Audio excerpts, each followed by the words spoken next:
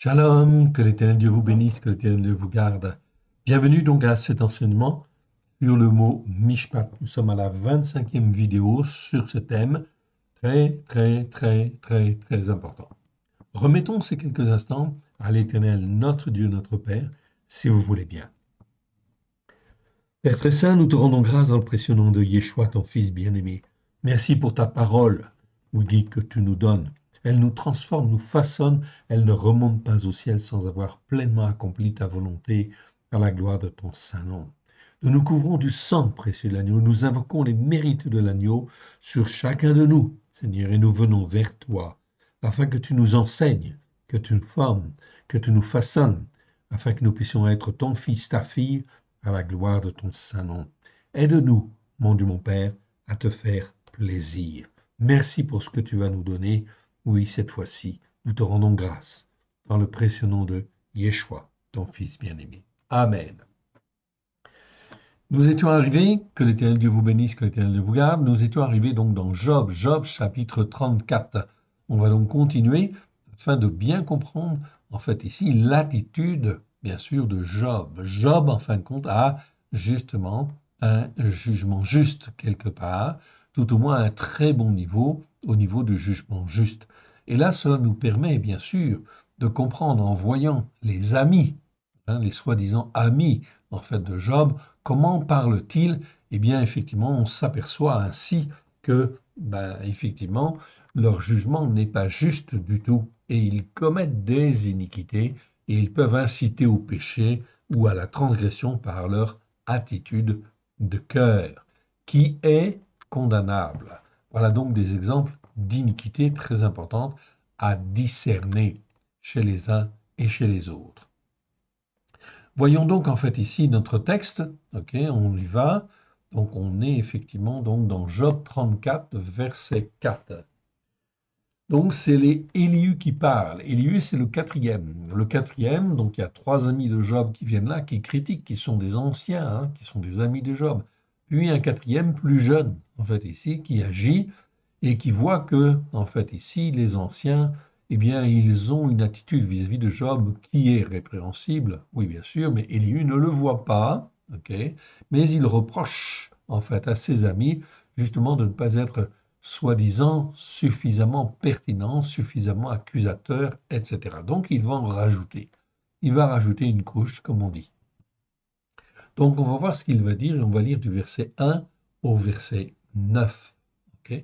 Je rappelle que le jugement juste, la définition, vous la connaissez. On va la revoir vite fait, en fait, tout au moins revoir quelques passages. Je vous agrandis, en fait, ici, la définition, ok, pour que vous puissiez bien la voir. Ok, voilà. Donc, mishpat, ok, on le voit ici. Mishpat, en fait, au singulier, mishpatim, en fait, au pluriel, c'est un mot qui existe 421 fois sur 406 versets. On va donc voir ces 421 fois. C'est extrêmement important, tout simplement pourquoi? Dans le but de nous éduquer à avoir un jugement juste, afin de pouvoir dire devant l'Éternel, aussi nous avons mis devant nos yeux tous les jugements justes que tu nous as fait connaître, afin effectivement d'apprendre à marcher dans ta vérité à la gloire de ton saint nom, afin que nous soyons un même cœur, une même âme, car Yeshua a dit, en fait, au Père, je leur ai donné la gloire que tu m'as donnée, afin que eux soient un comme nous sommes un. Comment on peut être un avec le Père et le Fils si on n'a pas les mêmes lois, les mêmes règles et les mêmes jugements justement. Donc ce mot-là doit être traduit principalement par jugement ou jugement juste. Manière de juger, on pourrait dire modèle en fait aussi, car le modèle, c'est en fait ici quelque chose qui existe, qui a été établi selon un certain jugement de Dieu dans le but de témoigner. Okay, voilà pourquoi on peut traduire éventuellement par modèle. Mais il n'y a pas cette notion de jugement qui apparaît dans le mot en français. Ce mot est parfois traduit par justice, ordonnance, précepte, règle, loi, habitude, commandement en fait aussi, et divers autres mots. Toutes ces traductions-là, ces variantes que l'on trouve dans les dictionnaires, sont fausses, évidemment, et elles ne nous entraînent pas justement dans le bon sens. Voilà pourquoi il faut faire attention aux traductions et il faut faire attention aux dictionnaires. Plus les dictionnaires avancent, plus en fin de compte ils sont modernes, moins en fait ils sont, comment dire, pertinents quant au premier sens hébraïque des mots. Voilà pourquoi je vous conseille en fait un dictionnaire qui est le Sender éternel, qui est un dictionnaire de 1859, si ma mémoire est bonne, que vous trouverez sur le site, ok, et qui vaut 40 euros et qui est un des plus anciens parmi les meilleurs. En fait, ici, si je puis dire, pour en fait découvrir les racines hébraïques de la foi. Les dictionnaires modernes peuvent être intéressants sur tel point ou tel autre point particulier, mais en général, il y a l'influence du modernisme, il y a l'influence du monde dedans, et on perd en fait le sens. C'est exactement la même chose avec les dictionnaires grecs. Voilà pourquoi les dictionnaires grecs qui sont bons, ce n'est pas les dictionnaires récents, non, ceux-là sont en fait faussés, mais c'est les dictionnaires anciens qui datent du 19e siècle, comme en fait je vous l'avais conseillé en fait bon déjà. Ok, très important. Donc il faut revenir à ces anciens dictionnaires avant que la corruption du monde ne vienne corrompre en fait les traductions. Donc ici le mot mishpat, ok, est composé, comme on l'a vu déjà, de l'article extractif même, ok, en hébreu, d'une part, et puis en fait du verbe shafat, shafat, ok. Voilà pourquoi on dit mishpat en fait en hébreu. Mishpat, ça veut dire en fait ici, ça veut dire quelque part du jugement, il va sortir quelque chose.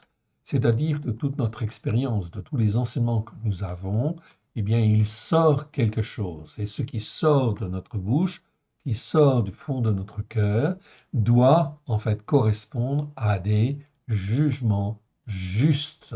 Okay, c'est la parole corrigée, en fait, tout simplement, en fait, ici. C'est la parole, comment dire, comprise, en fait, ici, révélée, et que l'on exprime de sa bouche pour dire on a bien compris, en fait, ici, comme il fallait. Okay, d'où la notion de jugement. Et, en fait, la nécessité d'apprendre à juger, mais juger selon un jugement juste, afin d'être un homme mature, un chef, ok, un père, en fait, ici, quelque part, un responsable spirituel, oui. Comment on peut être responsable spirituel? Comment on peut être un bon père devant Dieu si je n'ai pas appris à avoir des jugements justes? Donc, cette notion de mishpat, ok, en hébreu, est très, très importante. C'est du jugement que nous avons que cela va porter du fruit ou pas du fruit. Voilà pourquoi Yeshua dit que nous serons jugés du jugement que nous jugeons, tout simplement. Ok. Alors ici, je ne vais pas reprendre toute la définition, je vais simplement rappeler en fait ici le psaume 19, si ma mémoire est bonne. Oui, c'est ça. Ok, je vais reprendre en fait ici. Alors, il me manque un bout. Voilà, ici. Ok, psaume 19 à partir du verset 7. 7 au plein milieu de l'écran, en fait ici, vous le voyez. Ok, je vais le monter en fait un petit peu. Psaume 7, chapitre 19, versets 7 à 11, nous dit « La Torah de l'Éternel est parfaite, elle restaure l'âme. Le témoignage de l'Éternel est véritable, il rend sage l'ignorant. Les corrections, c'est mieux que les ordonnances, hein, c'est picoudine, donc ça donne la notion de correction, ou les châtiments dans le but de corriger, en fait, ici. Donc les corrections de l'Éternel sont droites, elles réjouissent le cœur, oui bien sûr. Les commandements de l'Éternel sont purs, ils éclairent les yeux. La crainte de l'Éternel, ça c'est la crainte respectueuse et honorable de l'Éternel. Ça c'est la bonne crainte. C'est la crainte que nous devons avoir, que nous devons apprendre de l'Éternel. Cette crainte, elle est pure, la crainte de l'Éternel, elle est pure, elle subsiste à toujours. Les jugements de l'Éternel sont vérité. Ils sont tous justes. Il n'y a pas un jugement de l'Éternel qui est erroné, évidemment. Donc, je dois bien montrer ça dans ma tête et dans mon cœur. Ok. Ils sont plus précieux que l'or, que beaucoup d'or fin, ils sont plus doux que le miel, que celui qui coule des rayons. Ton serviteur aussi en reçoit instruction, pour qui les observe, la récompense est grande. Très, très, très important.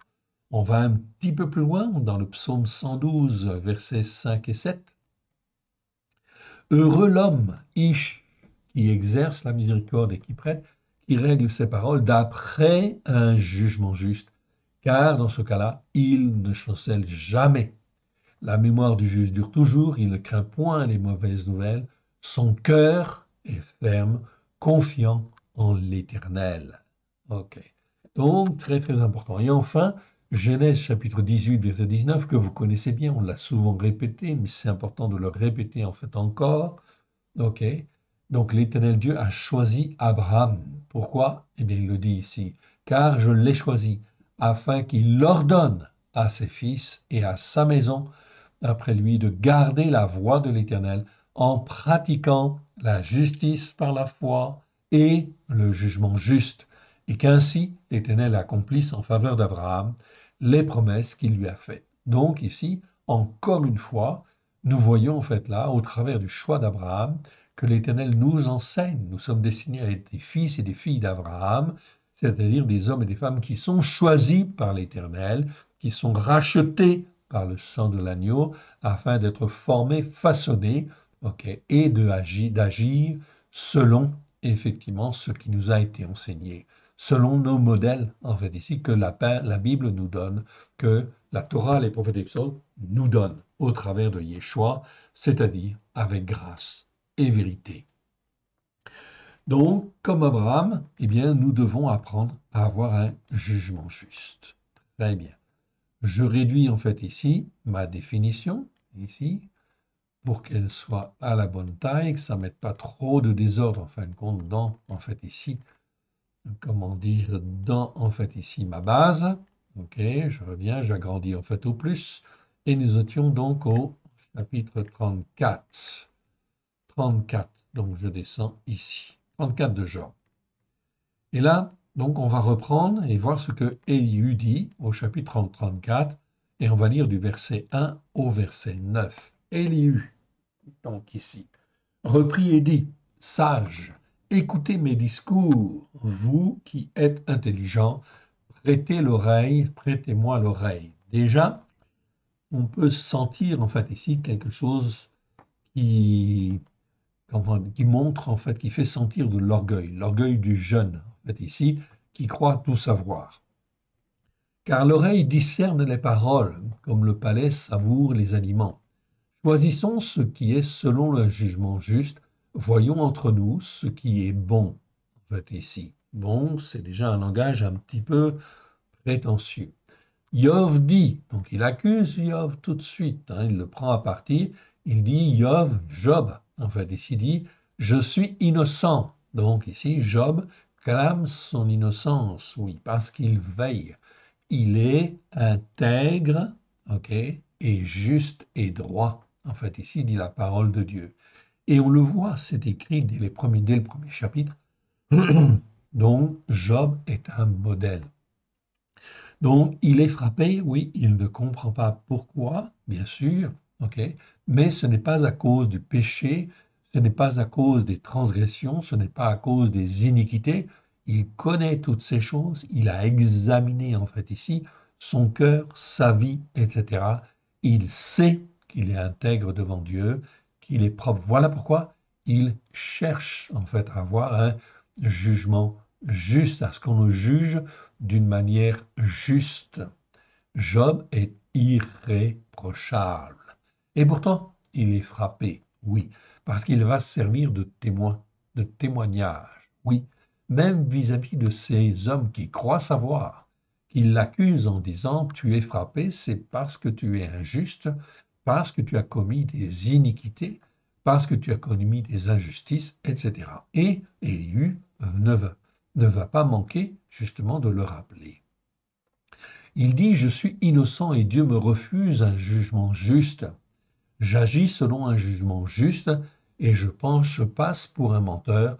Ma plaie est douloureuse. Je suis sans transgression. Donc Élihu a retenu en fait cela ok, il dit, Job demande un jugement juste, en fait, ici, et selon son jugement, eh bien, il ne devrait pas être condamné. Mais Dieu est bien plus grand en fin de compte que cela, et bien sûr, quand il nous touche ou il nous frappe, tout simplement, c'est aussi parce que il veut tirer notre foi vers le haut, nous apprendre en fait à marcher dans une plus grande foi, en fait ici, en disant l'Éternel Dieu est souverain, il est maître de toutes les circonstances, et s'il a permis que je sois frappé, eh bien c'est tout simplement parce que l'Éternel veut se glorifier, et il veut tirer ma foi vers le haut. Il faut que je garde cette confiance, que ma foi soit tirée vers le haut. Dès lors que j'ai été racheté par le sang de l'agneau, cela veut dire que tout est accompli à la croix. Il faut que ça rentre dans la tête, il faut que ça descende dans le cœur. Voilà pourquoi, dans le premier chapitre, souvenez-vous, ok, quand il est frappé, en fait, ici, quand il perd sa famille, qu'est-ce qu'il fait, Job? Vous pouvez le regarder. Il n'insulte pas Dieu, ok? Et en fait, il ne demande pas justice, en fait, à Dieu. Il dit, en fin de compte, Dieu est le maître de toutes choses, il est le maître des circonstances. Et, en fait, ici, malgré qu'il soit touché, en fait, ici, gravement, eh bien, il va louer Dieu. Parce que louer Dieu, en fait, ici, ça veut dire qu'il le reconnaît comme étant le maître de toutes les circonstances. C'est pas toujours facile, mais en fait, ici, Job le fait. Vous pouvez vérifier dans le chapitre 1. Alors ici, en fait, ici, il dit, ok, verset 7, Élihu dit, y a-t-il un homme fait, ok, un homme mature, ok, semblable à Job, buvant la raillerie comme l'eau? Donc vous voyez ici, le langage d'Élihu, il est en fin de compte totalement erroné, marchant en société avec ceux qui pratiquent l'injustice. Ah, ici, c'est pas en fin de compte qui font le mal ou qui en fin de compte sont iniques. Je retrouve bien le mot aven, en fait ici en hébreu. Aven nous parle de l'injustice, mot qui existe 78 fois dans 78 versets, qui doit toujours être traduit par injustice. Donc on a l'iniquité, c'est Avon, et l'injustice. L'Éternel Dieu nous rachète de tout ce qui est en fait iniquité, péché et transgression. Mais pas de l'injustice. Quand on tombe dans l'injustice, c'est terminé. Cela veut dire effectivement qu'on tombe dans le monde des injustes. Or, Yeshua est venu pour juger les justes et les injustes. Voilà pourquoi, en fait, ici, la venue de Yeshua, ce n'est pas rien. C'est en fait un jugement qui vient sur le monde entier. Et en fait, Yeshua viendra séparer les justes des injustes. Voilà pourquoi il est extrêmement important de bien savoir ce que ça veut dire injustice en hébreu. Et nos traductions françaises, malheureusement, sont mauvaises. Le mot aven est très, très, très mal traduit dans nos Bibles. Oui, bien sûr. Il doit toujours être traduit par injustice. On a fait déjà une vidéo sur ce mot-là, sur le mot aven. Je vous y renvoie. Vous pouvez donc en fait ici regarder et approfondir en fait la question. C'est donc extrêmement important de savoir ce que c'est que la veine pour ne jamais, jamais tomber là-dedans. Oui, bien sûr. Car ceux qui commettent la veine, l'injustice, ok, c'est les temps de feu. Ceux qui sont dans l'injustice, c'est les temps de feu. Ok. Donc ici, Élihu accuse en fait ici Job de marcher dans l'injustice. Est-ce que Job marche dans l'injustice? La réponse est non, évidemment. En aucune manière il est dans l'injustice. Ok, cheminant de pair avec les hommes mortels, qui sont des méchants. Est-ce que Job marche avec des hommes mortels? Ici, c'est le mot Enoch qui apparaît à l'écran. Mais dans vos traductions, en fait, en français, ce n'est pas traduit. Le mot Enoch n'est pas traduit. Enoch, c'est les hommes mortels. Je vous ai dit en fin de compte que, en fait, vous avez quatre mots essentiels pour parler des hommes. Vous avez Adam, Adam, qu'on peut traduire en fait ici, non pas toujours par Adam, mais par descendant d'Adam. C'est tous les hommes qui sont créés sur la terre. Ensuite, nous avons la deuxième catégorie, ce sont les Enoch. Enoch, ce sont les hommes charnels, mortels, qui ont une durée de vie limitée. Ils n'ont pas la vie éternelle. Voilà pourquoi le Seigneur ne veut pas qu'on se comporte comme n'importe quel homme, oui bien sûr, sur la terre, mais plutôt dans la troisième catégorie, c'est-à-dire les Ish. Ish, c'est le troisième mot pour dire homme. Ish, c'est celui qui doit s'attacher à Dieu, qui est capable d'être intelligent, de s'attacher à l'éternel Dieu et de rester attaché à Dieu. Mais ce n'est pas parce qu'il est dans la catégorie des Ish qui apprennent, qui se forment, etc., qu'il reste attaché à Dieu. Donc vous pouvez en fait avoir des Ish qui en fait tournent mal, effectivement, s'ils n'écoutent pas et s'ils ne mettent pas en pratique la Torah, les prophètes et les psaumes. Bien évidemment, ils sont sujets à la dérive. Et puis ensuite, la quatrième catégorie, c'est les guébers. Guébers, c'est les hommes forts, c'est les hommes matures, c'est les hommes en fait formés, passionnés. Ok. Ces catégories d'hommes existaient en fait ici depuis Moshe, bien sûr. Moshe les souligne en fait dans la Torah, la prophète et les psaumes. Ok. Moshe, c'est 1400 ans avant Jésus-Christ. Cela veut dire qu'aujourd'hui, dans les églises, on n'enseigne pas ces choses-là, évidemment. Alors ça pose en fait un problème, oui, et les mots, en fin de compte, Adam, Ish, Enoch, etc., sont traduits, Geber un peu moins souvent, mais par homme, en fait, ici, ce qui pose problème et ce qui empêche, en fait, ici, les croyants de grandir dans la vérité. On a donc, en fait, des formations qui sont insuffisantes, des formations spirituelles qui sont insuffisantes. Voilà pourquoi l'Éternel Dieu, sortez, sortez du milieu d'eux et venez sur la montagne de la sainteté, sur la montagne de Sion, écoutez la Torah, les prophètes et les psaumes, avec grâce et vérité au travers de Yeshua. Formez-vous, façonnez-vous et montez sur la montagne de Sion, la montagne de la sainteté, montez en sainteté. Donc, depuis Moshe, on enseigne ces quatre catégories d'hommes, oui bien sûr.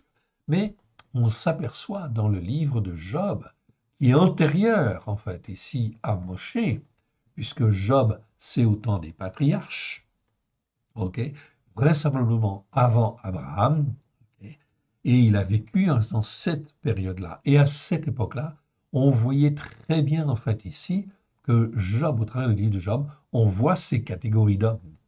Adam, fait Adam ou descendant d'Adam, Enoch, les Ish et les Guébers. Et oui, mais les traditions ne le laissent pas transparaître. Voilà pourquoi nous passons un peu de temps, en fait, ici, sur le mot jugement pour apprendre à bien juger correctement devant l'Éternel. Donc, ici, est-ce que Job va avec les hommes mortels? Certainement pas. Jamais, en fait, ici. Il ne fait alliance avec les hommes mortels.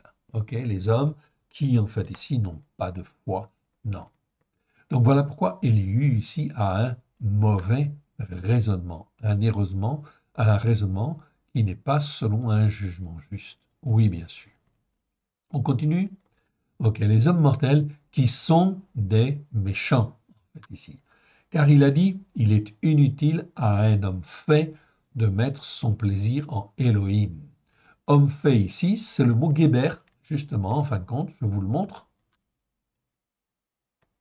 Ok, c'est le mot Geber. Geber que je trouve, en fin de compte, dans la Bible 68 fois, dans 64 versets. C'est homme fort, homme fait, homme mature, en réalité. Ok, c'est donc très, très, très important. Ok, donc Job est un homme mature. Oui, on est d'accord.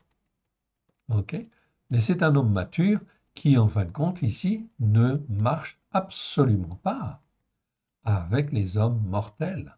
Absolument pas. Ok, je remonte en fait ici. Pardon, je redescends. Car il a dit, il est inutile à un homme fait de mettre son plaisir en Elohim. Jamais Job n'a dit cela. Donc, on est devant là un accusateur, quelqu'un qui dit des mensonges et qui prétend que Job agit comme cela. Non. Ok. En réalité, pour agir comme cela, on s'aperçoit de quoi? On s'aperçoit que Élihu, il est un croyant. Oui, c'est un croyant. Mais la manière dont il parle, ici, il parle en accusateur. il parle en accusateur comme Satan. Voilà pourquoi au chapitre 1, l'Éternel a autorisé Satan à agir. Donc Satan va agir, influencer en fait les amis de Job et va influencer en fait ici Élihu pour accuser Job et en fait ici, ok, essayer de le terrasser, de le déstabiliser, etc. pour que Job en fait ici renie Dieu quelque part. Ok. Ce que Job n'a jamais fait, enfin ici, au travers même de toute sa souffrance, même s'il a eu le moral un peu en bas, en fait ici, ok, eh bien effectivement, en fait, il a toujours gardé une foi ferme et stable. C'est ça qui est extrêmement important, malgré les attaques de l'ennemi, malgré les attaques de Satan. Car si ces attaques sont là, c'est bien parce que l'Éternel Dieu le permet, pour une raison ou pour une autre, mais ce n'est pas pour détruire Job.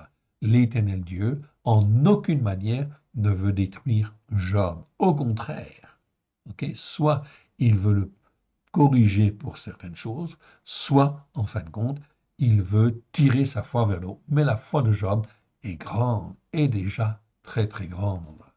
Ok, c'est ce qui nous est dit au premier chapitre. Mais Satan va s'évertuer, en fait, ici, à s'acharner contre, en fait, Job. Donc on voit ici le piège, oui, bien sûr. On continue? Allez, on continue. Écoutez-moi donc, homme mortel, dit Élihu. C'est toujours Élihu qui parle. Écoutez-moi donc, homme mortel. Donc il dit en fait ici, c'est pas simplement homme, c'est Énoch. Donc il parle en fin de compte à tous les hommes de la terre, en fait ici. Homme mortel, Énoch, en fait ici, et non pas à des ish. Ok. Donc il parle en fin de compte à des hommes mortels. Ok. Et puis, en fait, ici, dans votre cœur, au plus profond de vous-même. Waouh! Ici, en fin de compte, je vous marque, je vous souligne, en fait, ici, ce mot ici. Le mot lève, en fait, ici, ça veut dire, c'est le mot cœur. On est bien d'accord. Lève, avec un seul va. Mais ici, en fin de compte, le mot, en fait, cœur, ici, est écrit avec deux vaves. Eh oui, deux vaves. Okay. Le premier élève existe en fin de compte plus de 500 fois. Okay. Je ne sais pas si on l'a eu en fait au premier passage en fait ici. Attendez, je regarde.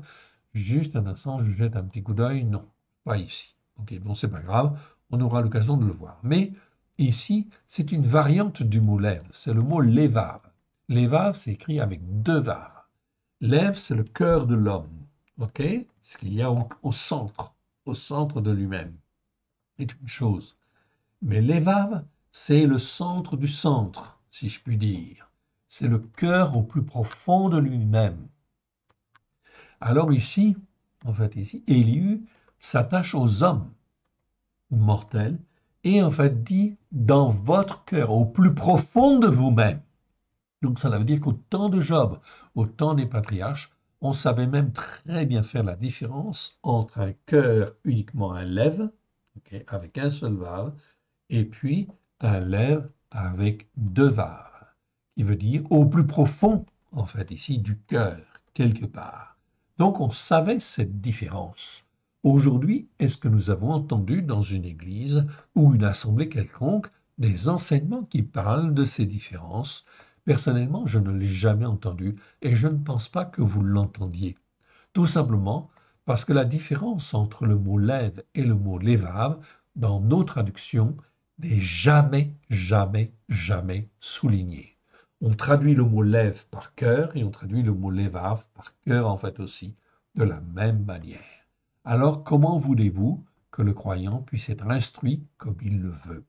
Voilà pourquoi, en fait, ici, nous soulevons, en fait, ici, cette question très, très, très importante.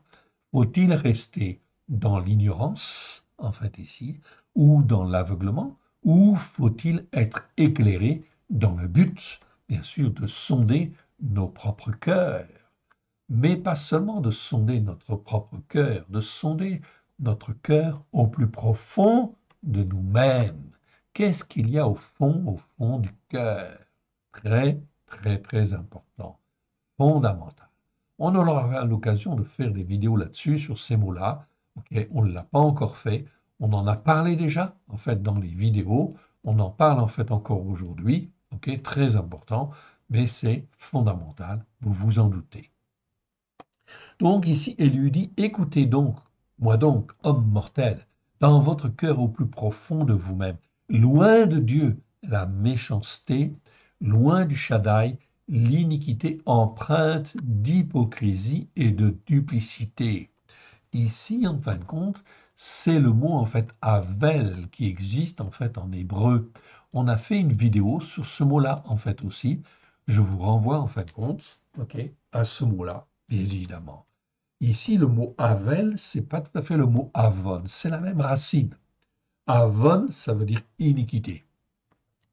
Havel, ok, c'est la même racine au départ, mais c'est de l'iniquité, c'est la racine bien sûr de l'iniquité, mais c'est l'iniquité empreinte d'hypocrisie et de duplicité. Donc, c'est-à-dire, c'est l'iniquité, comment dire, qui déjà commence à perdurer, en fait, ici, pour faire une petite distinction, en fait, ici. L'iniquité, on ne fait pas le Shabbat. Bon, très bien. On lit, effectivement, dans l'Écriture, il faut faire le Shabbat, puis, en fin de compte, bon, ok, on l'a lu, mais on ne le fait pas, ok, on ne le fait pas. Ok. Là, on est dans l'iniquité, oui. Cette iniquité, elle peut perdurer. Puis, en fin de compte, à un moment dans mon cœur, en fait, ici, le Saint-Esprit, il a titillé, et puis il a dit, Dieu, il a dit quand même qu'il fallait faire le Shabbat. C'est écrit ici, c'est écrit là, etc. Puis je vois des gens qui, en fait, même commencent à le pratiquer, ou le pratiquent, ou l'ont pratiqué, ou le pratiquent, etc. Donc là, ça commence à être un petit peu gênant. Les témoignages sont là, ok? L'écriture, en fait, est très nette, en fait, ici, et non seulement l'écriture est très nette, mais les témoignages sont de plus en plus forts. Alors, en fin de compte, ce qui était iniquité, en fait, au départ, devient, je cherche, en fin de compte, des excuses pour ne pas faire. Et je vais rentrer dans l'hypocrisie et la duplicité, tout simplement parce que les gens de l'assemblée où je suis, finalement, en fin de compte, ne font pas, en fait, ici, le Shabbat. Donc, parce qu'ils ne font pas, eh bien, je vais, en fin de compte, faire comme eux. Je ne suis plus là, dans l'iniquité. Je suis dans l'iniquité qui est la vonne. Ok, je suis dans la veine, c'est-à-dire une iniquité qui s'aggrave, qui se remplit de duplicité et d'hypocrisie. J'ai un cœur double, en fait, ici. Je sais qu'il faut faire le Shabbat, mais je ne le fais pas, en fait, ici. Donc, je suis dans la veine.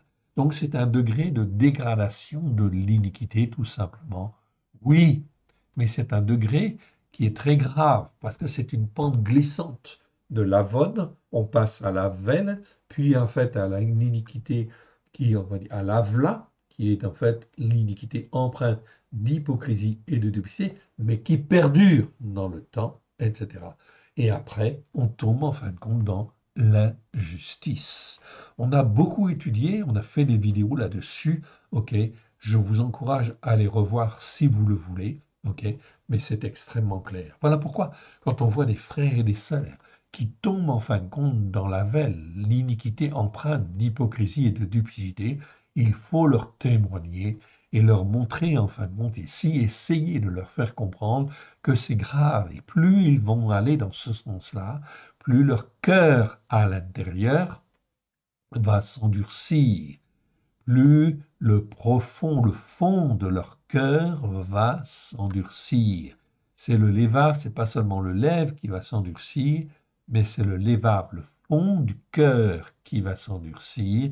Et quand le fond du cœur il s'endurcit, eh bien il continue de s'endurcir et il continue à s'endurcir et on arrive en fin de compte dans l'injustice. Voilà pourquoi il faut revenir très vite avant d'être sur une pente glissante. Donc là, est-ce que, en fait, Job est dans la velle? La réponse est bien évidemment non, jamais, en aucune manière, dans toutes les Écritures. Ok. Et lui va dire, il rend aux descendants d'Adam. Ok, ici, c'est pas l'homme, c'est traduit dans nos Bibles par l'homme. Or, en hébreu, ok, c'est écrit en fait Adam. Ok, voilà, c'est écrit Adam. Adam, vous l'avez là, en fait, sous les yeux. Ok, et Adam existe 551 fois dans 526 versets. On parle là du descendant d'Adam. Eh oui. Donc, le descendant d'Adam, c'est qui? Bien sûr, c'est tous les hommes sur la terre. Bien sûr, qu'ils soient français, qu'ils soient chinois, allemands, anglais, et ok, juifs ou non juifs, etc. Tous sont des descendants d'Adam, oui, bien sûr. Alors, ce mot est très important. Ok, il existe dans 551 fois dans 526 versets. On les a tous revus, les uns après les autres. C'est pour ça qu'on peut affirmer, en fait, ici, ok, que la Torah, lorsqu'elle a été donnée, en fait, au début, elle a été donnée à Adam, oui, bien sûr, dans le jardin d'Éden. Ok, personne ne peut le nier. Et effectivement, la Torah a été donnée en fait à Adam dès le départ. Voilà pourquoi Adam, même quand il a été chassé du jardin d'Éden, eh bien, en fin de compte, il connaissait la Torah. Il savait effectivement ce qu'il fallait faire de juste ou, en fin de compte, comment, en fait, revenir à l'Éternel. Il fallait s'humilier, faire des sacrifices, etc. OK? Voilà pourquoi, en fin de compte, Caïn et Abel, en fait, ici, étaient parfaitement conscients. Abel savait qu'il fallait faire des sacrifices parce qu'on n'était pas parfait. Caïn, en fin de compte, il tue, en fait, ici. Il est entraîné, en fait, ici, à la méchanceté. OK. Tout simplement parce qu'il n'écoute pas et il ne met pas en pratique. Eh bien, Adam, c'est pareil. Et dans la Bible, en fait, ici, il est écrit, en fait, aussi, même dans Ésaïe, chapitre 42, si ma mémoire est bonne, ok, que la Torah, elle est faite pour tous les descendants d'Adam, pour tous les peuples de la terre. Oui. Alors évidemment, les peuples de la terre aujourd'hui sont loin d'écouter la Torah pour la mettre en pratique. Ça pose donc problème. Voilà pourquoi il va y avoir de plus en plus de dégradation, en fait, ici, pas seulement spirituelle, mais des dégradations physiques, des méchants qui vont venir, des terroristes qui vont venir, qui vont se lever à droite et à gauche, des conflits, en fait, entre les hommes, tout simplement à cause de la désobéissance de l'homme. Oui, bien sûr. Donc il rend aux descendants d'Adam selon ses œuvres, il rétribue chaque homme, en fait ici, selon ses sentiers. Ok. Donc ici, ce que dit Élihu est juste aussi quelque part. Là, on est d'accord, en fait, ici, sur ce qu'il peut dire. Mais pas en ce qui concerne, en fait, Job, on est bien d'accord. Il rend aux descendants d'Adam selon ses œuvres, il rétribue chaque homme. Ici, par contre, j'ai bien le mot, en fait, ish. Je vous le montre. OK. Ici, c'est bien le mot ish, donc c'est l'homme. L'homme qui est censé être instruit, en fait, ici, l'Éternel Dieu rend à chaque homme, ok, qui est censé être instruit selon ses sentiers ou selon ses voies. Ok. On peut traduire en fait par voie en fait aussi. Ok. Je réduis ceci et on va les voir en fait ici le mot en question. Ok, je réduis en fait ici. Voilà, très bien, je réduis. Voilà, pour ne pas mettre trop de désordre, voilà. Et je réduis et il rétribue chaque homme selon ses sentiers. Ok. On aurait pu dire ses voies en fait aussi. Mais le mot en fait ici c'est aura. Ok. Le mot voie c'est plutôt le mot derer en fait ici en hébreu. Ok. Donc ici selon ses sentiers en fait ici. Ok. Ou selon les chemins qu'il prend en fait ici. Le mot en fait ici c'est le mot. Je vais vous le donner. C'est le mot en fait ici petit i. Voilà. C'est le mot aura. Le mot aura, ça nous parle plutôt de chemin étroit, de sentier, en fait, ici. OK? Sentier, c'est pas vraiment une voie, en fait, ici. OK? Donc, c'est plutôt les sentiers, les chemins, en fait, aussi. Très bien, on pourrait traduire par chemin, en fait, aussi. OK? Ce serait bien. OK. Donc, selon les chemins, attribue chaque homme selon les chemins qu'il prend, selon ses sentiers. Non, certes, Dieu n'agit pas méchamment, Le Shaddai ne viole pas le jugement juste. Oui, certainement pas. Ok, là on est bien d'accord. Ok, mais la manière dont Élu l'interprète n'est pas bonne. C'est pas selon un jugement juste. Qu'il l'a chargé, en fait, ici on va continuer parce qu'on a en fait le mot jugement juste après. Il l'a chargé de gouverner la terre, qui a confié l'univers à ses soins, ok, s'il n'avait qu'un cœur pour lui-même, s'il retirait à lui son esprit et son souffle. Donc là, je retrouve en fait ici le mot cœur, mais c'est pas le même cœur que tout à l'heure. Je vous le montre en fait ici. Ok. Là, c'est le mot lève qui existe, celui-là, 592 fois dans 549 versets. Ok. Donc là, effectivement, on les a tous faits. On a fait tous les versets, donc on sait de quoi en fait on parle. Oui, bien sûr. Ça, c'est le cœur. Le cœur au sens, en fait, ici, soit du cœur physique, ok, ou le cœur, en fin de compte, de l'homme, c'est-à-dire le centre de l'homme. De là vient ses sentiments, ses pensées, ses aspirations, sa motivation, son courage, etc. Ok, c'est le cœur de l'homme. Très bien. Ok. Donc ça, c'est le cœur en fin de compte, quand ça a le même sens en fait en français. Ok, c'est un des mots qui dans la langue en fait hébreu a exactement le même sens qu'en français. Quand je parle en fin de compte du cœur du problème, ok, ou le cœur en fin de compte du fléau, d'où vient-il, etc. Eh bien, c'est toujours le mot lève, bien sûr, pas de problème. C'est le même sens en français et en hébreu. Donc en français, on a en fait ici un privilège quelque part, c'est de pouvoir mieux comprendre la parole de Dieu, ok, dans son sens hébraïque, dans son sens premier, bien mieux que n'importe quelle autre nation. C'est un privilège que la France a, en fait, ici, ok, parce que Dieu l'a voulu ainsi, parce que le but de la France, c'était d'être un soutien pour les Juifs, c'était d'être un soutien pour Israël, ok. C'était donc très, très important. La France a un rôle tout à fait particulier dans le but de soutenir en fait Israël, évidemment, de soutenir en fait la parole de Dieu, etc. Oui, c'est la nation qui était privilégiée, choisie d'une manière privilégiée parmi toutes les nations pour en fin de compte remplir un rôle tout à fait particulier. Va-t-elle le remplir? Ah, parfois, c'est pas tout à fait dans le bon sens. Oui, bien sûr. Ok. Donc s'il n'avait qu'un cœur pour lui-même, s'il retirait à lui son esprit et son souffle, donc là il parle du cœur de Dieu. Oui, Dieu il a un cœur, tout à fait. Ok. Un cœur, il a le cœur lève et puis il a le lèvave en fait aussi. Ok. S'il n'avait qu'un cœur pour lui-même, s'il ne pensait qu'à lui, s'il retirait à lui son esprit et son souffle, toute chair périrait soudain et le descendant d'Adam rentrerait dans la poussière. Très bien, ça c'est juste. Ok. Ce que dit Élihu là est tout à fait juste. Verset 16. Si tu as de l'intelligence à discerner, écoute ceci, prête l'oreille au son de mes paroles. Là, Élihu, ce verset-là, est rempli d'orgueil. Okay, ici, tout simplement parce qu'il dit, en fin de compte, à Job, si tu as de l'intelligence à discerner. Or, Job, en fin de compte, il a une très bonne intelligence à discerner. Oui, bien sûr. Il ne sait pas tout, il ne comprend pas tout, on est d'accord, mais dans le jugement juste, il a un très très bon niveau, bien supérieur à tous les croyants que l'on peut trouver aujourd'hui, même sur la terre, quelque part. Okay. On pourrait en fait presque dire ça. Okay. On pourrait presque l'affirmer. Écoute ceci, prête l'oreille au son de mes paroles. Okay. Verset 17.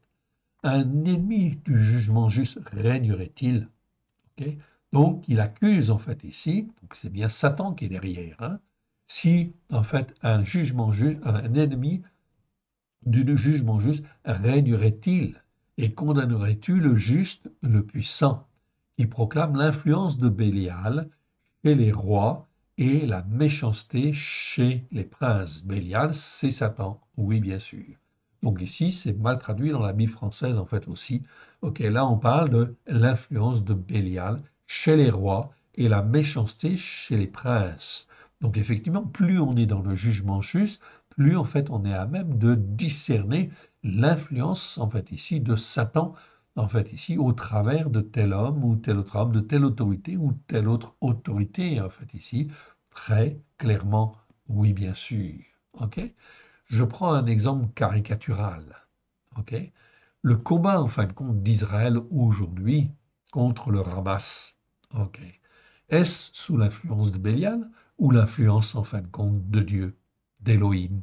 En fait, c'est directement sous l'influence d'Élohim. Donc l'attitude de Benjamin Netanyahou est tout à fait juste devant l'Éternel. Il se bat contre le Hamas. Ok. Le Hamas, en fait, ici, est un mot qui existe en hébreu. On fera des vidéos là-dessus. Ok, c'est très clair.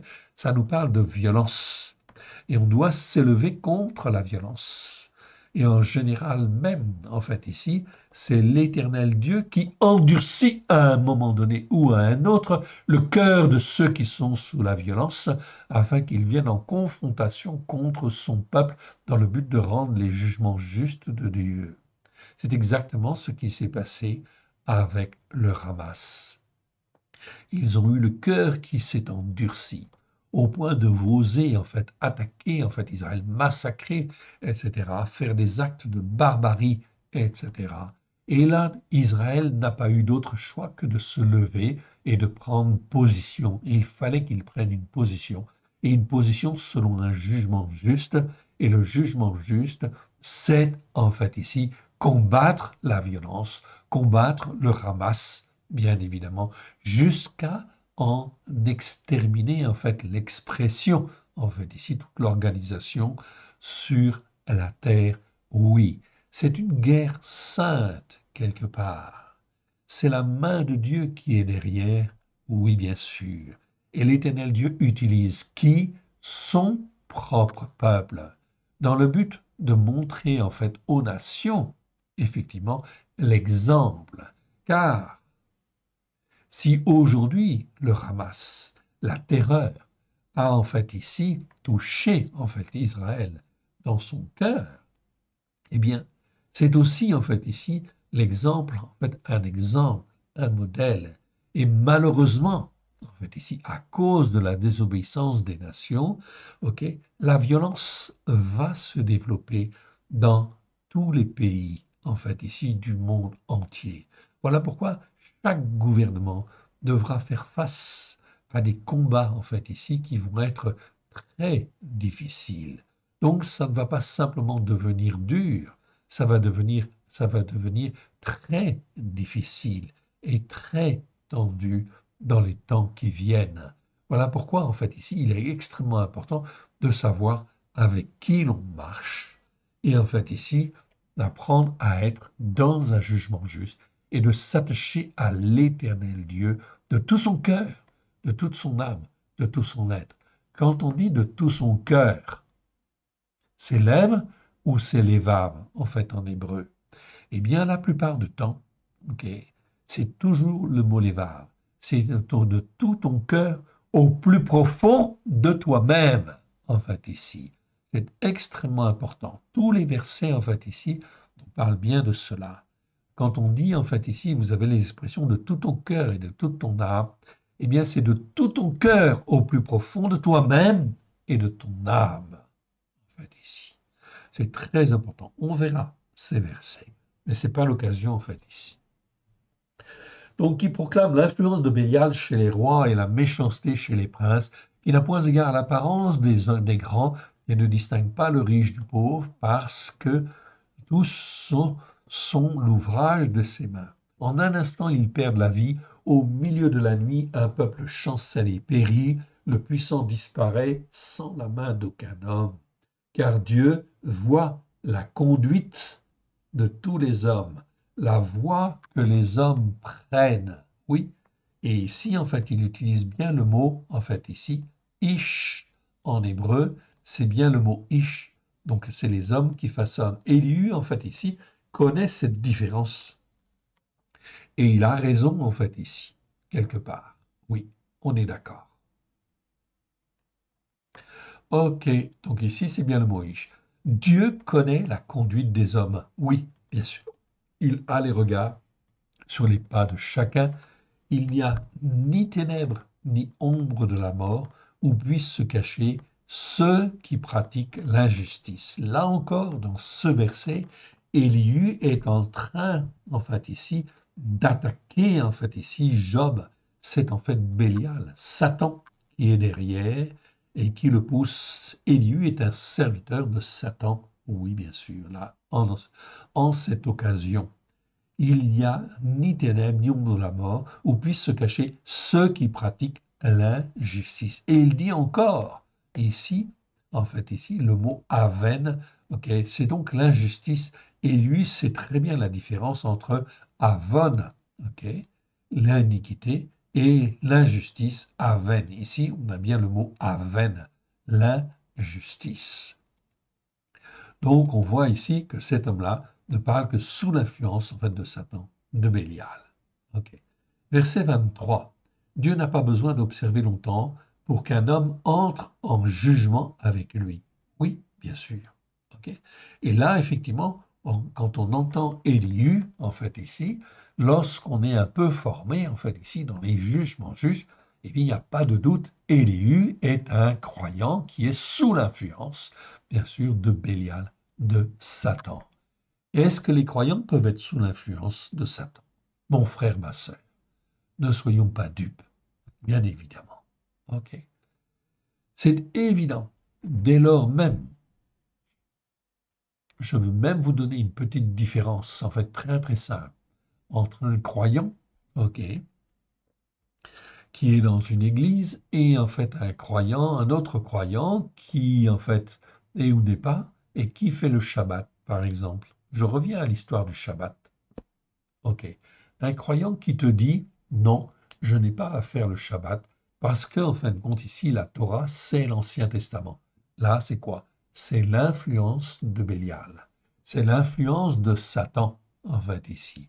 Donc, il ne faut pas rester sous des enseignements qui sont erronés. Oui, Dieu dit, la Torah est la vérité. On l'a lu tout à l'heure dans le psaume 119. Vous pouvez regarder, en fait, ici, et vérifier.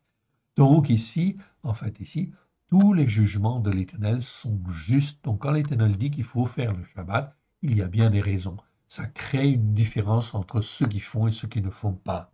Et donc l'iniquité est en train de s'aggraver et devenir de la velle ou de la vla, puis de la vone, c'est-à-dire de l'injustice.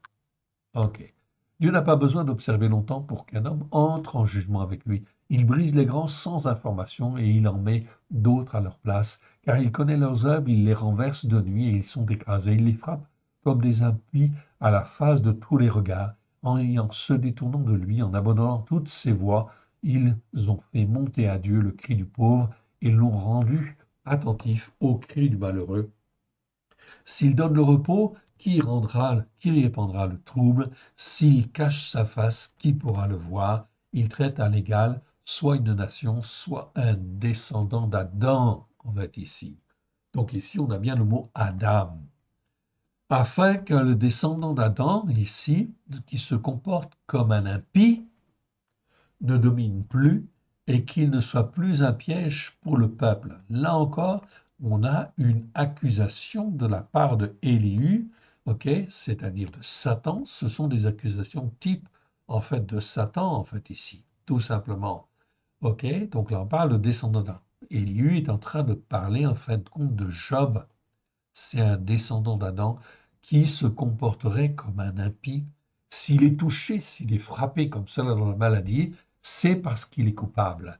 Et Dieu, en fin de compte, ici, ok, ne peut pas transgresser un jugement juste, soi-disant. En fait, ici, Dieu ne transgresse jamais un jugement juste. On est bien d'accord. Ok. Verset 31. Car a-t-il jamais dit à Dieu, j'ai été châtié, je ne pécherai plus. Montre-moi ce que je ne vois pas.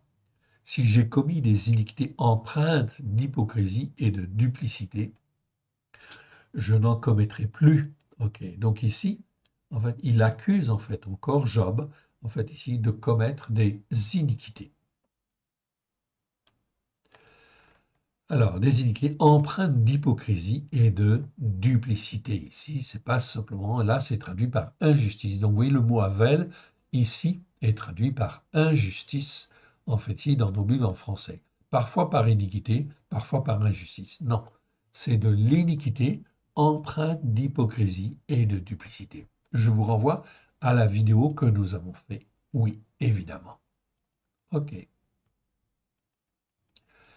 Alors on continue et on termine en fait ici, ok, jusqu'au verset 37. Est-ce, d'après toi, que Dieu rendra la justice? C'est toi qui rejettes, qui choisis, mais non pas moi, car ce que tu sais, dis-le donc. Les hommes mortels, dans leur cœur. Ok, donc ici, on retrouve en fait le mot cœur, en fait ici, c'est le mot F, F, F, c'est les vaves. Ok, donc ici, je n'ai pas eu le temps de le corriger en fait encore. Ok, c'est le cœur au plus profond en fait ici. Donc c'est un lévave en fait ici.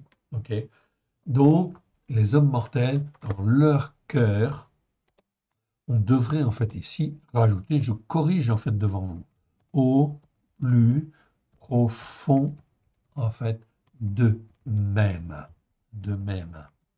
Voilà. Ok. Donc ici, voilà ce que Élie dit. Les hommes mortels, ok, les hommes qui n'ont pas la vie éternelle, dans leur cœur au plus profond d'eux-mêmes, seront, de mon avis, un homme fait qui est sage m'écoute. Donc là, on voit l'expression, en fin de compte, tout simplement, de l'orgueil d'Élie. Il est à côté de la plaque. Il ne dit pas des Ish, il parle des Enoch, c'est-à-dire des hommes mortels. Son langage est complètement en fait erroné quelque part. Seront, de mon avis, un homme fait qui est sage m'écoute certainement pas. Un homme fait à Guébert n'écouterait jamais en fait ici un homme comme Élihu s'il est bien formé. Job parle sans connaissance. Ici, c'est pas le mot en fait intelligence, c'est le mot da'at qui existe, c'est donc sans connaissance. Job parle sans connaissance et ses discours manquent de raison. Qu'il continue donc à être éprouvé puisqu'il répond comme font les hommes mortels qui sont dans l'injustice. Ici, il va parler en fin de compte d'injustice. Donc on voit que le langage d'Élihu, ici, est-ce qu'il est juste devant Dieu? Non, c'est catastrophique, mon frère, ma sœur. Il faut apprendre, en fin de compte, à discerner et à être selon un jugement juste afin d'écarter tous ceux qui raisonnent d'une manière fausse et erronée comme cela. Derrière, c'est qui? C'est Satan. C'est Satan qui agit, c'est Bélial qui agit tout simplement pour influencer ces hommes immatures dans le but d'accuser en fait Job et de le faire tomber. Alors en fait ici, il parle pour lui-même en réalité.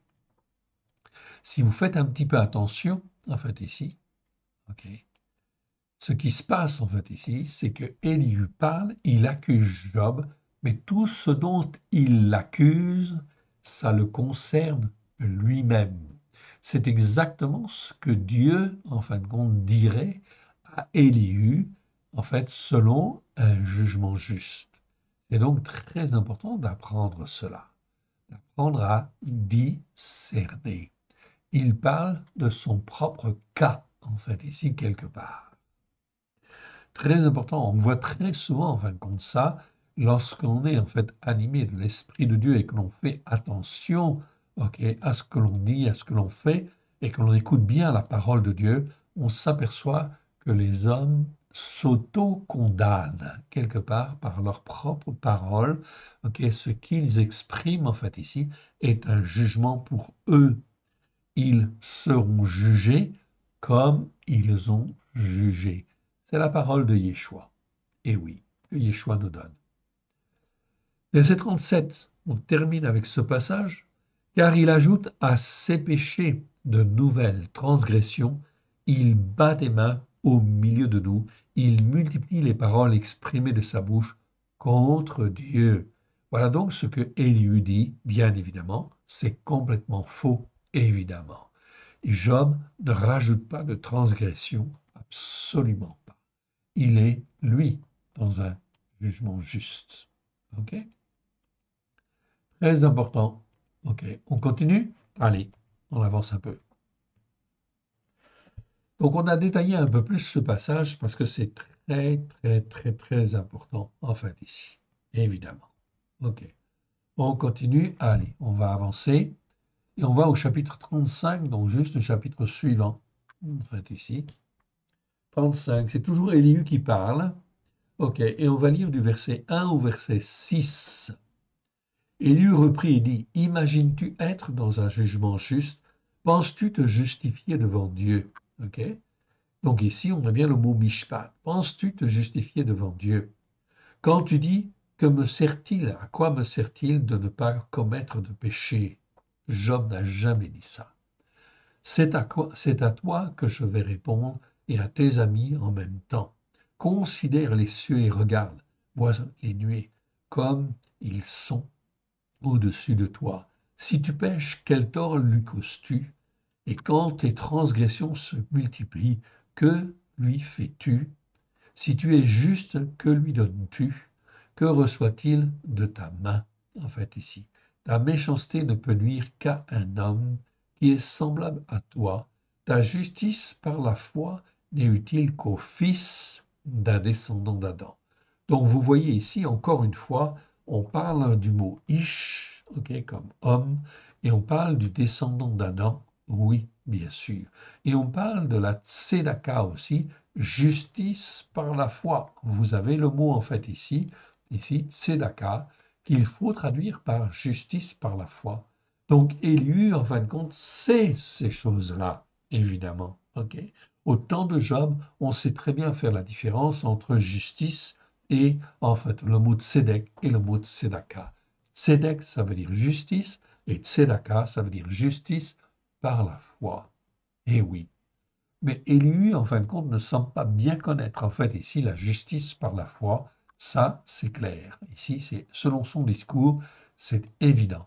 Il marche de travers. OK. On crie contre la multitude des oppresseurs, on se plaint de la violence d'un grand nombre, mais nul ne dit où est Eloah, qui me façonne, qui inspire des chants d'allégresse pendant la nuit, etc.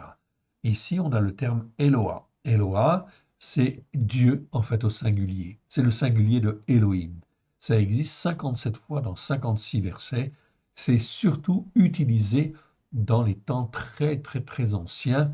Ok, au temps des patriarches, on utilisait le terme d'Eloah. Dans Job, on va le trouver très souvent. Oui, bien sûr. Ok.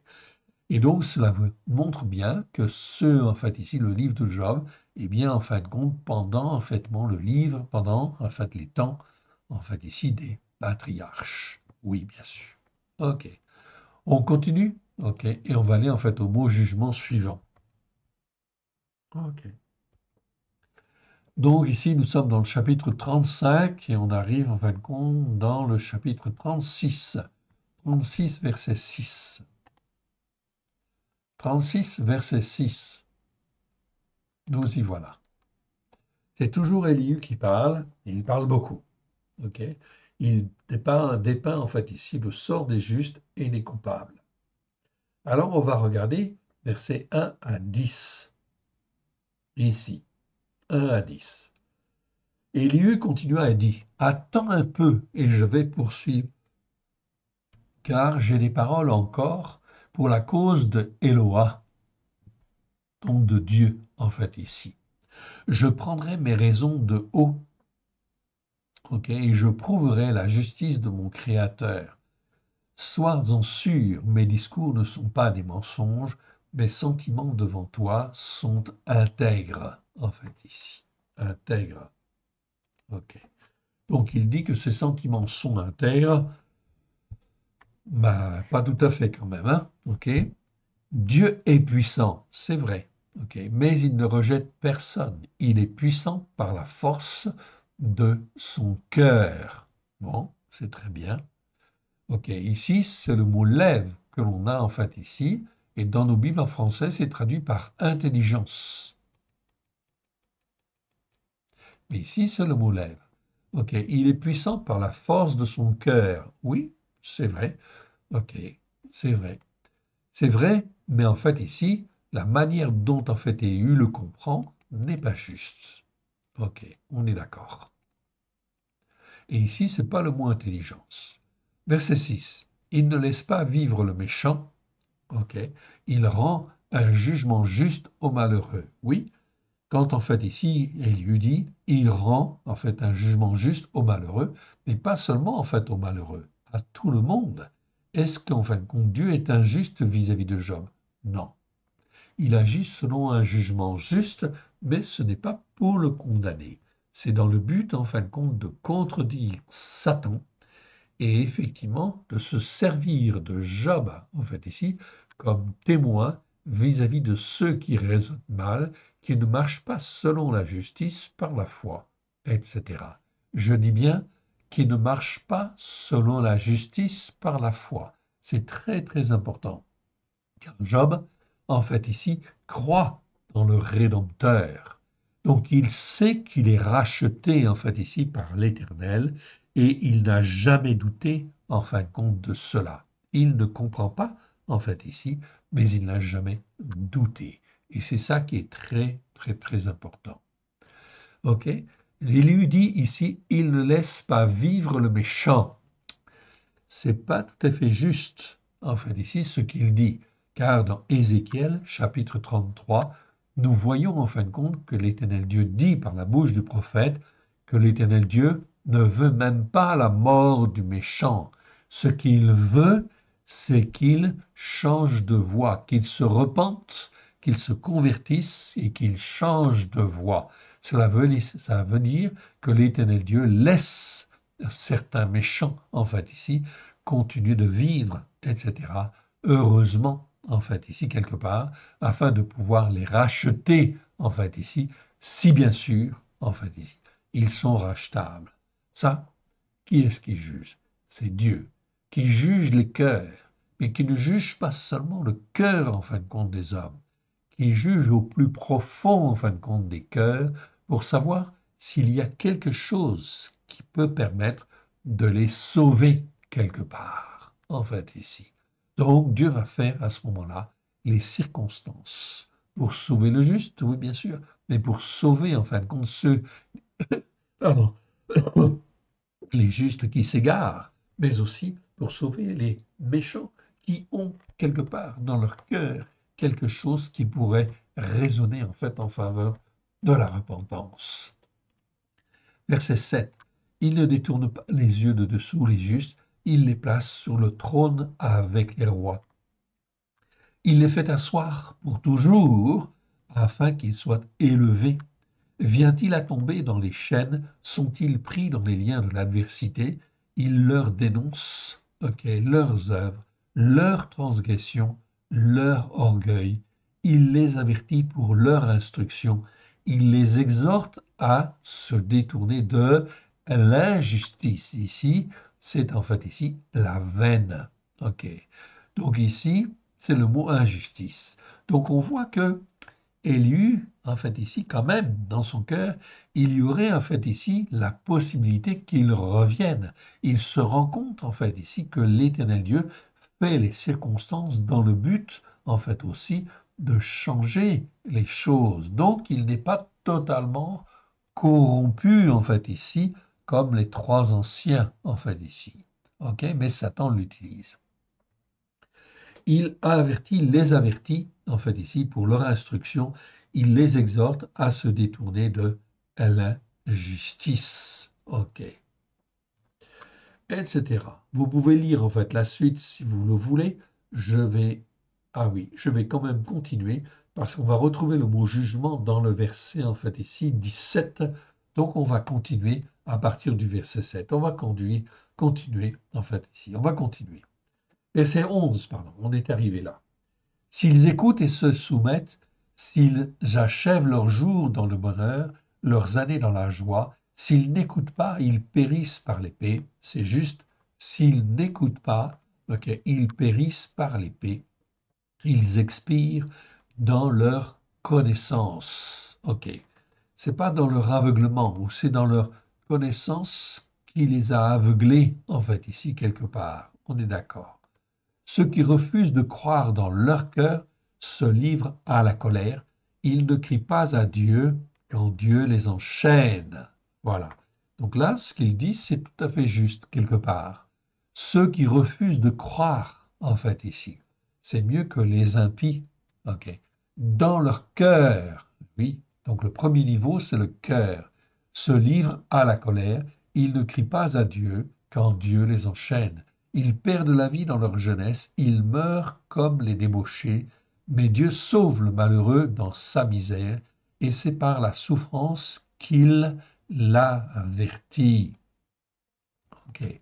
Il te retirera aussi de la détresse due aux oppresseurs, pour te mettre au large en pleine liberté, et ta table sera chargée de mets succulents. Mais si tu défends ta cause comme un impie, le châtiment est inséparable de ton jugement. Là, Élihu a tort, en fait, ici quelque part. Mais si tu défends ta cause comme un impie, ok, le jugement est inséparable de ton jugement. Ça, c'est faux. Il cherche en fin de compte à être jugé. La demande, en fait, la requête de Job de vouloir avoir un jugement juste n'est pas erronée, ce n'est pas un péché. Ok. Mais en fait, Élihu considère en fait ici que c'est un péché, c'est un raisonnement qui est erroné. Mais il n'a pas tout à fait tort sur, en fin de compte, ce que Dieu fait. Voilà pourquoi il y a une différence à la fin lorsque l'Éternel Dieu va parler à Job, ok, et il va parler en fin de compte aux trois amis de Job qui ont accusé, en fait ici, Job et ils vont être condamnés. Voilà pourquoi il va dire à Job de prier pour ses trois amis. Mais en fait, Élihu n'est pas dans le lot, en fait, ici, car le raisonnement d'Élihu n'est pas totalement faux, quelque part. Ok. Donc, verset 18, il va dire, quand la fureur ne t'entraîne pas à la moquerie, quand la grandeur du prix d'une rançon, ok, ne te fasse pas dévier, tes cris suffiraient-ils pour te sortir d'angoisse et même toutes les forces que tu pourrais déployer? Bon, c'est sûr qu'il faudrait revoir toute la traduction. Ok, on n'a pas eu le temps, en fin de compte, de faire tout cela, en fait, tout ce travail. Ok, mais effectivement, donc déjà, là, on voit en fin de compte des choses intéressantes. Mais il y a certains versets, il y a quelque chose qui ne va pas, donc il y a certainement à revoir la traduction. Ne soupire pas après la nuit qui enlève les peuples de leur place. Garde-toi de te livrer à l'injustice, car la souffrance t'y dispose. Donc la souffrance de Job, en fait ici, oui, il le dispose, en fin de compte, à, comment dire, être influencé par Satan. Mais en aucune manière il va résister. Il va, en fin de compte, jamais marcher dans l'injustice. Or, en fait, ici, Élihu parle en fait d'injustice. Ici, c'est toujours le mot aven que l'on a. Or, en fait, ici, effectivement, Job ne marche absolument pas dans l'injustice. Voilà pourquoi, en fait, ce mot-là doit être bien traduit, en fait, ici. Il est traduit dans certaines traductions, dans la traduction française, c'est traduit au mal. Garde-toi de te livrer au mal. Non, Aven, ça n'a jamais voulu en fait dire le mal. Ça veut dire l'injustice. Ok. C'est donc en fait très très clair. La racine hébraïque de ce mot nous parle d'injustice. Job n'a jamais été dans l'injustice. Non. Ok. Donc Élu n'a pas raison. Il a raison quand il raisonne d'une certaine manière, mais il va trop loin dans ce raisonnement. Ok. Verset 22. Ok. Dieu est grand par sa puissance. Ok. Dieu est grand par sa puissance. Qui saurait enseigner comme lui? Là, très bien. Il a une bonne éloge en fin de compte de Dieu quelque part, quand même.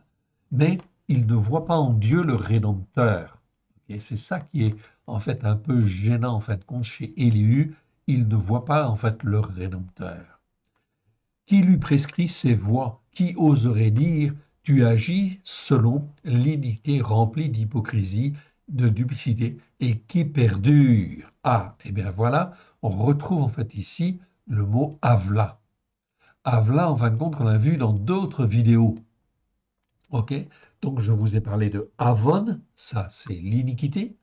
On a vu tout à l'heure Lavel, ok, ça c'est l'iniquité remplie d'hypocrisie et de duplicité, ok. Et on a encore après, en fait, ici une dégradation encore de l'iniquité, c'est l'Avla, 26 fois dans 25 versets.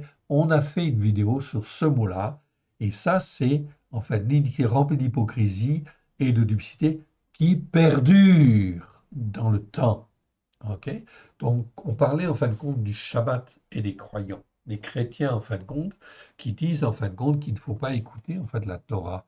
Quand ils disent cela, en fin de compte, ils sont dans l'iniquité. Quand ils continuent de dire cela, ils sont en fin de compte et qu'ils cherchent des excuses en disant non, on fréquente des églises évangéliques, on fréquente des églises catholiques ou protestantes.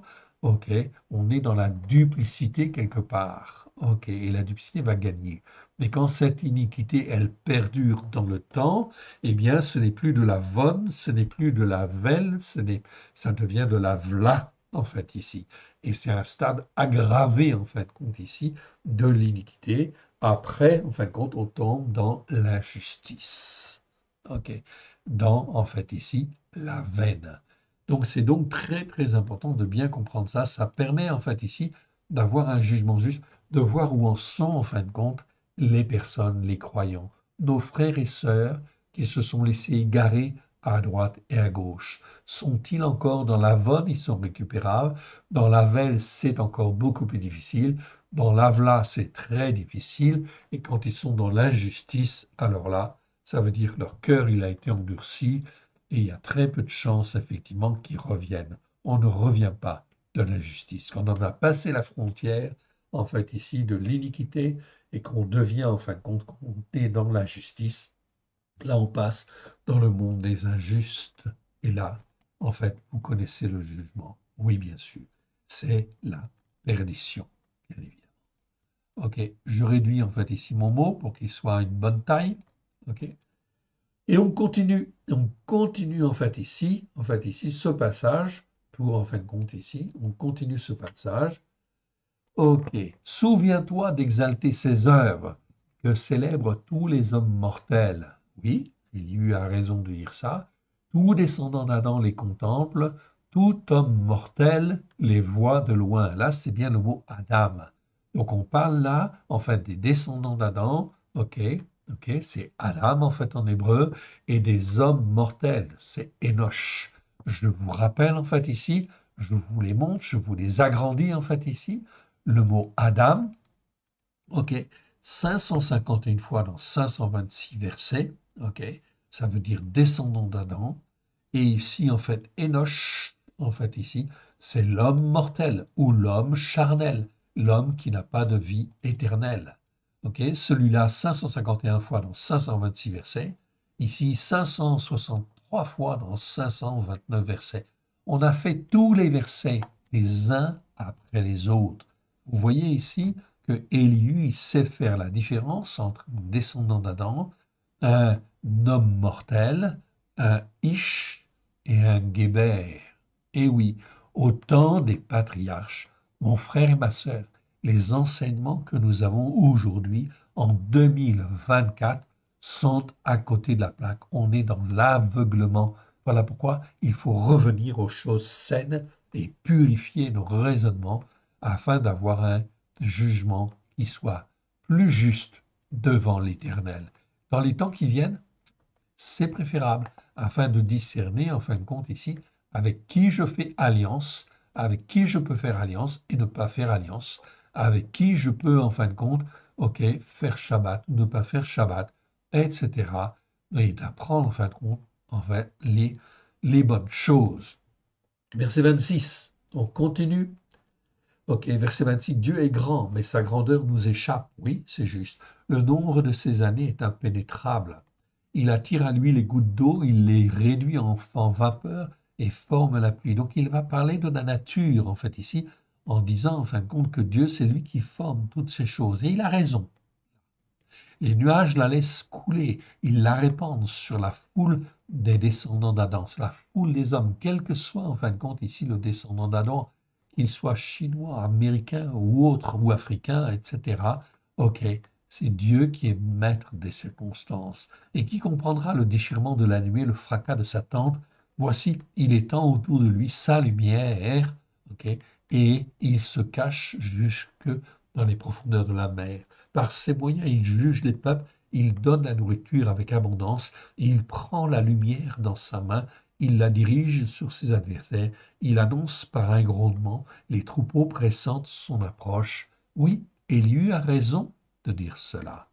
Là, il est dans un jugement juste quelque part. Il reconnaît quelque part la grandeur, en fin de compte, de Dieu. Quelque part, l'Éternel Dieu est maître de tout. Et quand l'Éternel Dieu va parler à Job, ok, justement, l'Éternel va rappeler tout ce qu'il fait dans la nature et qui dépasse, en fait, ici, l'entendement. Donc, Élihu, quelque part, n'a pas tort, en fait, ici, quelque part, en disant que l'Éternel Dieu, les raisons que l'Éternel Dieu peut invoquer sont bien plus grandes. Mais il manque, en fait, ici, de miséricorde, de bonté, ok, de, comment dire, ok, de rédemption, en fait, aussi, quelque part.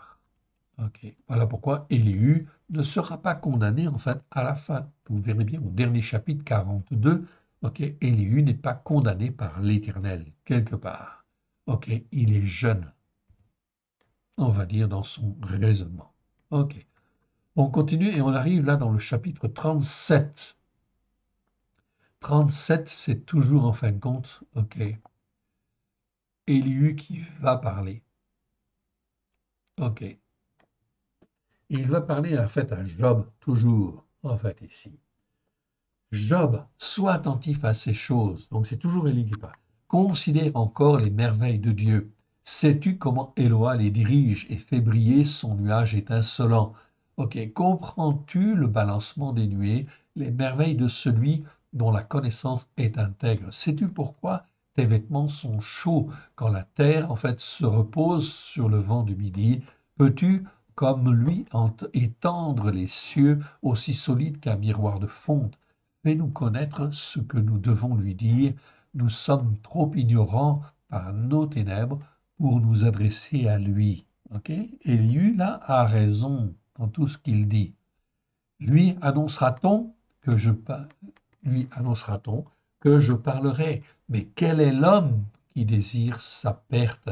On ne peut fixer le soleil qui resplendit dans les cieux lorsqu'un vent passe et en ramène la pureté. Le septentrion le rend éclatant comme l'or. Oh, que la majesté de Éloa est redoutable. Nous ne saurions parvenir jusqu'au Shaddai, grand par la force, par le jugement, en fait, ici, ou par le jugement juste, en fait, ici, c'est Mishpat. Là, Élihu a raison dans sa manière de parler, par la justice, par la foi, ok? Et là, il parle de la justice par la foi. Donc, Élihu, en fait, ici, a un bon raisonnement quelque part. Ici, il a un bon raisonnement. Ok. Nous ne saurions parvenir jusqu'au Shaddai, grand par la force, par le jugement juste, c'est pas le mot justice, c'est le mot mishpat ici, par la justice, par la foi, la tzedaka, en fait, ici, mais en fait, ici, Élie ne comprend pas toute la dimension. Souverain, il ne répond pas. Élihu a raison. Dieu est souverain et il ne répond pas. Il n'a pas répondu, en fin de compte, à Job. Ok, il ne répond pas. C'est pourquoi les hommes mortels doivent le craindre. Oui, Élihu a raison aussi. Il ne prête aucune attention à ceux qui se disent sages de cœur. Ah, là, c'est pas bien. Ici, il déraille quelque part. Élihu, en fait, ici, n'est pas juste dans ce qu'il dit, ou la traduction, en fin de compte, n'est pas bonne. Il ne prête aucune attention à ceux qui se disent sages de cœur, en fait, ici. OK? OK. Ici, c'est en fait sage de cœur, c'est bien cœur, en fait, ici, et sage de cœur. OK? Job n'a jamais été prétentieux. Non. Il est clair, en fait, ici. Il est juste dans son raisonnement.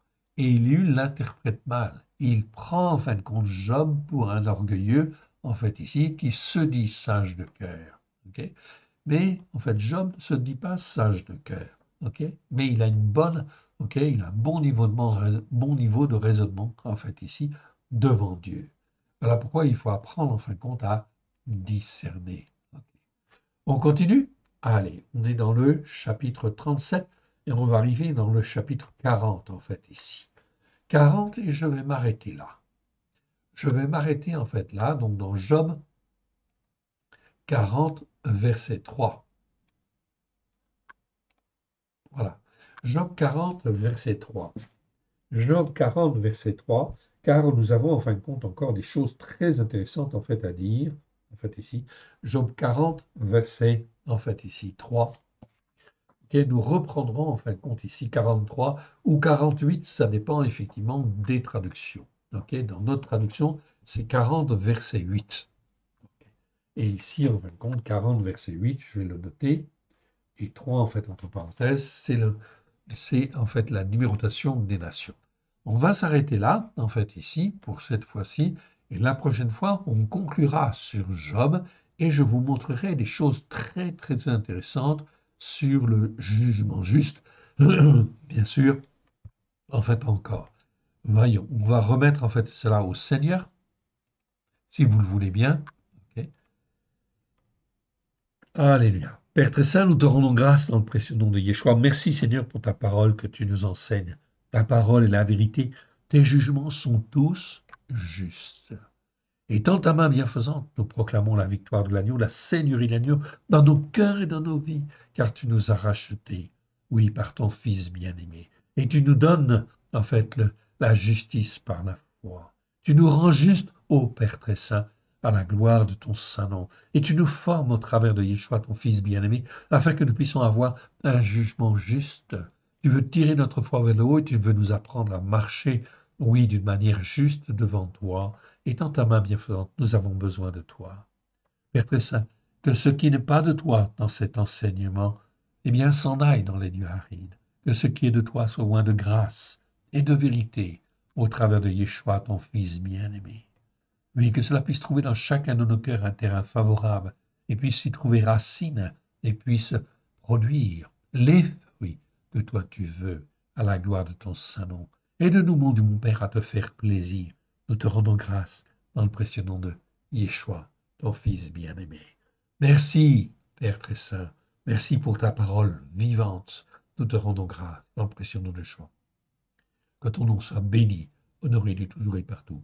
Sois glorifié, toi le seul vrai Dieu, le Dieu d'Abraham, de Isaac et de Jacob, le Père de notre Seigneur Yeshua, notre Père maintenant, car tu nous as rachetés pour que nous soyons ton Fils et ta fille, à la gloire de ton saint nom.